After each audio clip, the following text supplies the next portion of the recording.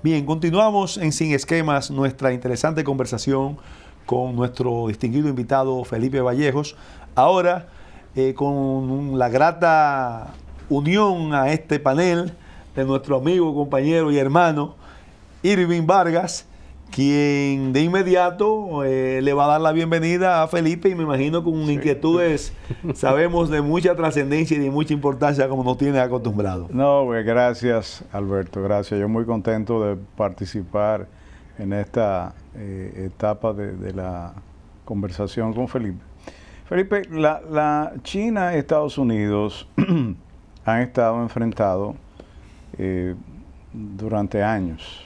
Y todo lo que está sucediendo obedece a una estrategia comercial que fue sustituida por los viejos enfrentamientos armamentistas. Ya las naciones no se enfrentan utilizando, aunque Irán insiste en llevar la discusión precisamente fuera de la mesa de negociación, más bien en un territorio donde Estados Unidos tiene todas las de ganar, porque es quien controla los mares del mundo.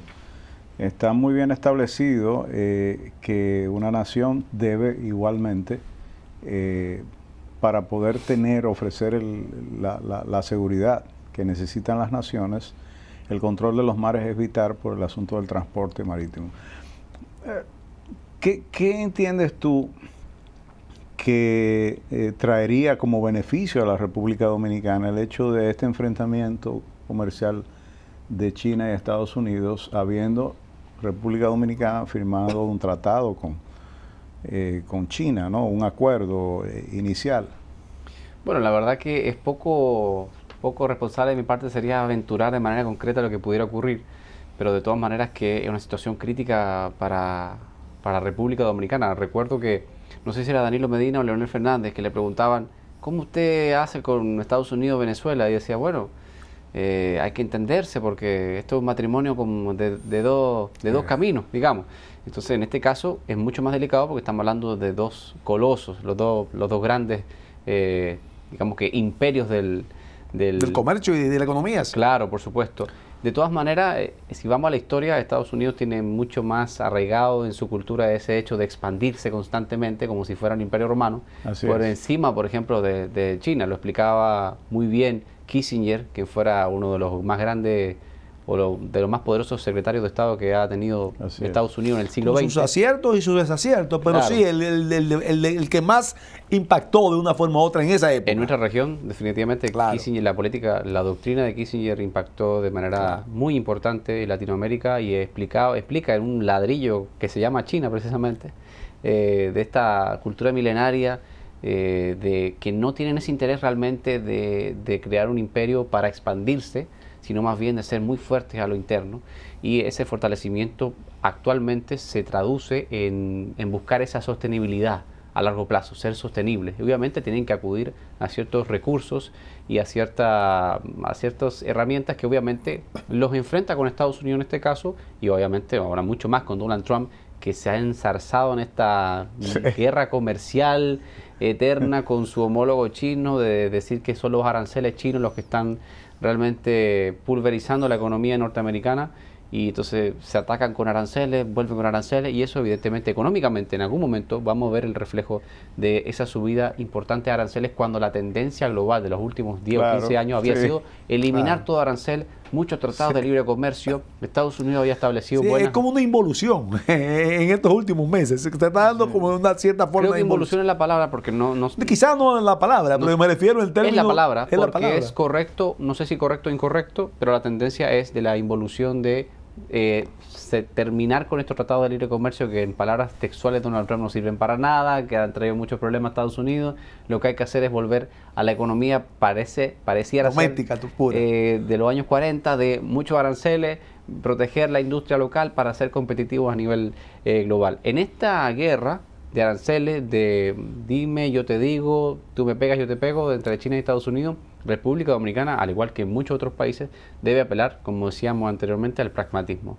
Definitivamente debe entenderse con Estados Unidos, que es su primer socio comercial, de ahí viene la mayor cantidad de turistas, pero también debe tratar de concretar algo con China, porque hasta ahora, realmente siendo muy justos, y en honor a la transparencia, no se ha visto realmente reflejado en República Dominicana el impacto de un anuncio tan importante a nivel político como fue el establecimiento de relaciones diplomáticas con ese país. No se ha visto, o por lo menos de manera concreta, en un reflejo económico y, si se quiere, social, el retorno de esa apuesta tan arriesgada, siendo que históricamente, o por lo menos en el último siglo, República Dominicana se había entendido, digamos que muy bien con Estados Unidos. Hoy definitivamente que no somos su país favorito, su amigo favorito, su primera llamada en el teléfono de Donald Trump.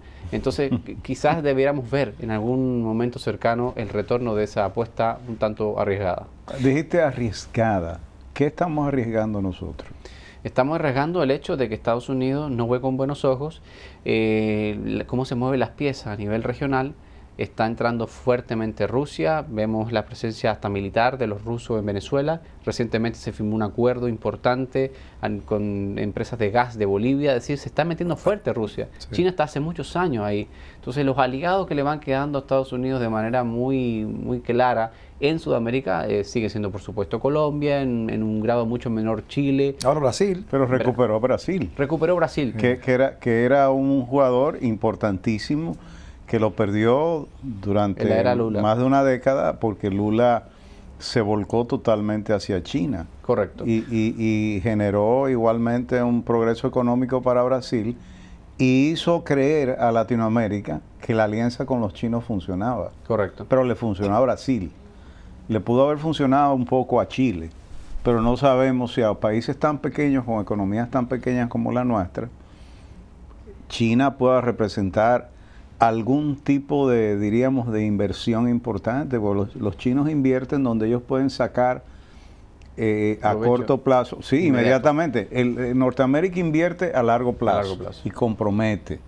China invierte y quiere ver resultados de inmediato. Correcto. Bueno, pero con la ventaja quizás, digo yo, Felipe y Irving, que de entrada, sin China tener relaciones con nosotros, ya tenía una balanza comercial favorable a ellos, 10 veces.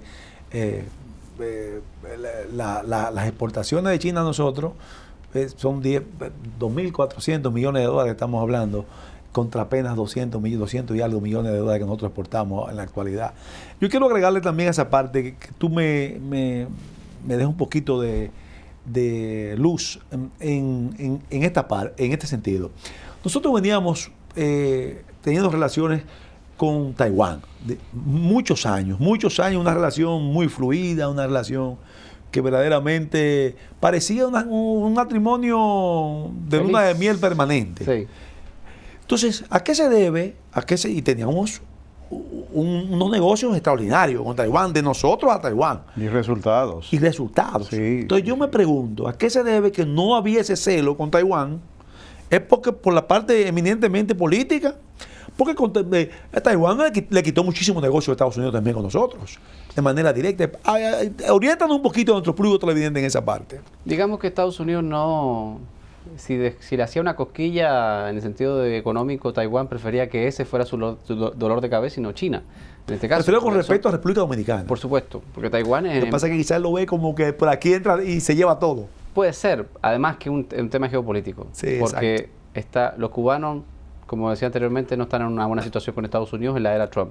Puerto Rico está en un descalabro que en cualquier momento puede cambiar la era de Puerto Rico. Es decir, República Dominicana es el último faro de luz que queda de estabilidad en el Caribe, y Estados Unidos no quisiera otro dolor de cabeza con relación a ese fortalecimiento con China, porque eso se ha visto claramente reflejado. Recupera Brasil con Bolsonaro, fortalece mucho su relación con el nuevo presidente de El Salvador, un país pobre, pero que hace mucho ruido a nivel de Centroamérica, por encima de Panamá y Costa Rica, que Panamá y Costa Rica tienen una línea mucho más institucional, si se quiere. Menos debate a nivel regional, está muy concentrado en el aspecto económico. El Salvador es mucho más político y se ve reflejado con este presidente Bukele, que recibe a Pompeo en días recientes en una visita interesante, una gira interesante del secretario de Estado, y lo mismo con Brasil, con Argentina, con Chile. Ese giro a la derecha, esa recuperación gradual de la región a ojos de Estados Unidos, obviamente que cae bien, logra esa estabilidad política con ese fortalecimiento con El Salvador, y lo que le queda es el Caribe, y donde por supuesto su única digamos que situación de incógnita es cómo recuperar ese terreno perdido, primero a manos de Brasil en los últimos años, porque República Dominicana giró hacia el sur e hizo muchos negocios con Brasil en este caso, cómo recuperar ese eslabón. Evidentemente que era mucho más preocupante desde el punto de vista geopolítico para Estados Unidos que República Dominicana dedicara mucho tiempo y negocios a Brasil por encima de Taiwán. Ahora, salimos de Taiwán y entramos con China, pero es una decisión desde el punto de vista nacional que se une a la tendencia. Taiwán está caminando lenta y progresivamente hacia un aislamiento, que es una política, debe estar una política de Estado de China de aislar cada vez más a Taiwán, y evidentemente República Dominicana dijo, bueno, ahora tengo pan, pero no sé mañana. Exacto. Pero bueno, a propósito de ese planteamiento que tú haces, Alberto, yo veo a Taiwán, que había consolidado una relación con nosotros por décadas, y teníamos un capítulo de donaciones, de contribuciones, de intercambio cultural, comercial, o sea, importantísimo. Y de repente caemos al vacío con China, que no nos ha aportado nada. Bueno, apenas tenemos un año. Sí, pero bueno, no tampoco podemos apresurarnos y quizás en un año nos retiraron, yo recuerdo, quedaban por gastar alrededor de 2.000 o 3.000 millones de dólares que fueron retirados de inmediato. Fue cancelado el acuerdo y recibimos a cambio 200 camiones de bomberos. Que por un lado se especuló que iban a ser para los disturbios y todo eso, porque tenían una configuración especial, medio antimotines, que finalmente se aclaró que no, que era para apagar fuegos. Yo veo mucho desacierto en asumir esos riesgos, porque si bien el presidente Medina estaba entrando en una etapa de ir a un torneo electoral, creo que el momento elegido para debilitar su relación con Estados Unidos no era el más adecuado, porque cuando tú vas a un torneo electoral, la primera consulta que se hace con Washington, o me equivoco. Bueno, no está escrito, una ley no escrita. Una ley no escrita. No escrita, pero igualmente la llamada de Pompeo hizo muchísimo ruido aquí. Y daño a las pretensiones. Y daño a las pretensiones hasta el punto de que, cierto o no, evidentemente, la carrera por el cambio de la Constitución perdió velocidad y se ha convertido ahora en una incertidumbre de si finalmente se va a conseguir combustible para que el carro vuelva a arrancar, o si finalmente el carro se dañó y no hay forma de repararlo de aquí a la fecha. Sí. ¿Qué tú entiendes que en lo adelante quedaría por definir con relación a este asunto de que, por un lado, China tampoco le ha dicho al presidente Medina, yo te voy a apoyar, el apoyo que no te dé Estados Unidos te voy a apoyar yo, porque... Bueno, por lo menos que nosotros sepamos. Exacto. Bueno. No ha dado señales tampoco. No ha dado señales, porque en el caso... Quizá hay señales que no están a la vista. Bueno, como las de los rusos en Venezuela, cuando se anunció la invasión, inmediatamente aparecieron unos militares. Siempre esos asesores se hacen presentes cuando hay un apoyo, claro. Me equivoco, sí, Felipe. Definitivamente que en este caso, por lo menos a la luz pública, y dado los ejemplos recientes de Rusia en Venezuela, quizás un poquito también en Bolivia, los cubanos, que son prácticamente, es muy conocido, que son dueños y amos de la inteligencia, que maneja la inteligencia en Venezuela. En el caso de República Dominicana, a la casi confirmado rechazo a una nueva modificación constitucional por parte de los Estados Unidos, primero vía el Congreso, segundo vía la Embajada en República Dominicana, y tercero ya de manera notable con la llamada de Pompeo al presidente Medina, no se ha visto esa contrarrespuesta de parte de los chinos, con presencia, con llamadas, con algún tipo de gesto diplomático, por lo menos público mediático, de manera que no se ha sentido ese respaldo. Y creo que si se hubiese sentido ese respaldo, quienes han propiciado una nueva reforma a la Constitución se sentirían un poquito más protegidos, pero no han echado mano a esa carta, porque me parece que esa carta no existe. En este caso no se ha notado el respaldo chino al presidente Danilo Medina, o por lo menos a las pretensiones de mantenerlo en el poder más allá del 2020, y eso que si no fue un freno en seco, definitivamente que le quitó mucha velocidad a ese intento. Vamos a dar un giro ahora un poco a otro tema, quizás no, sin el quizás, ya no tan vinculante a la parte China, Estados Unidos, República Dominicana. Vamos a hablar, Felipe, aprovechar tu presencia aquí, sobre la importancia, el impacto, la efectividad de las estrategias comunicacionales en materia de llevar mensajes, ya en la parte doméstica, en la parte interna, con efectividad,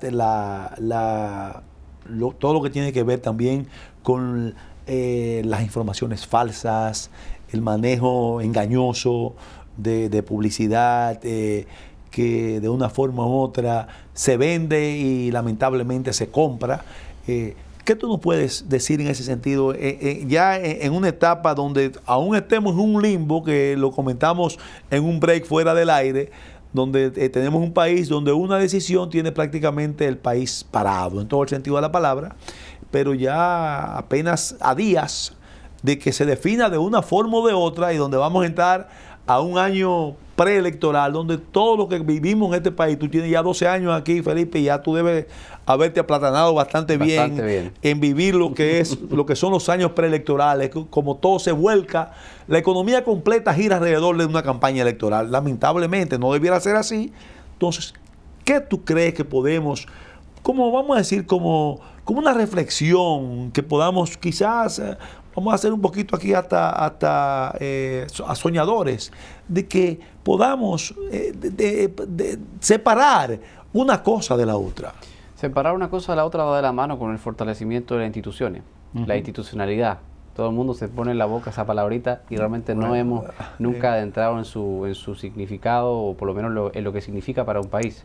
Hay países que tienen la misma antigüedad de República Dominicana, que tuvieron la visión de invertir mucho más en las instituciones, en que funcionaran por encima de las personas que ocuparon los cargos de elección popular, porque eso pasa, las instituciones quedan, y eso ha permitido una continuidad de sus sistemas políticos, sociales y económicos.